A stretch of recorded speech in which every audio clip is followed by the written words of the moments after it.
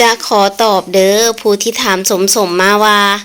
อันตกลงเจ้าขายสินค้าตัวใดแน่เนาะก็คือมีหลายอย่างเลยเด้อเพราะว่าอ่ะตัวใดก็กินเนาะเพราะว่าอยากจะเป็นคนที่แบบหมักลองหั่นนะว่าตัวใดมันดีมันเห็นผลจังซี่นะก็เนาะจะเอามาขายถ้าหากว่ามันดีแต่ถ้าตัวใดกินแล้วบางทีมันอาจจะเห็นผลสำหรับคนอื่นแต่บ่ค่อยเห็นผลก็จะบ่ขายจะบ่รีวิวนั่นเองเนาะแต่ตัวนี้ก็เนาะเคยกินมาแล้วนั่นเองสำหรับโกโก้ซอยเนาะเป็นสินค้าแบรนด์ซักเซสมอที่ว่าเนาะก็ได้เป็นหุ้นส่วนกับเขานั่นเองเนาะคือสินค้าตัวนี้จะบ่มีปักในตะกร้าเด้อตัวนี้จะสั่งกับโดยตรงหรือเป็นหุ้นส่วนในเจ้าของแบรนด์นั่นเองเนาะ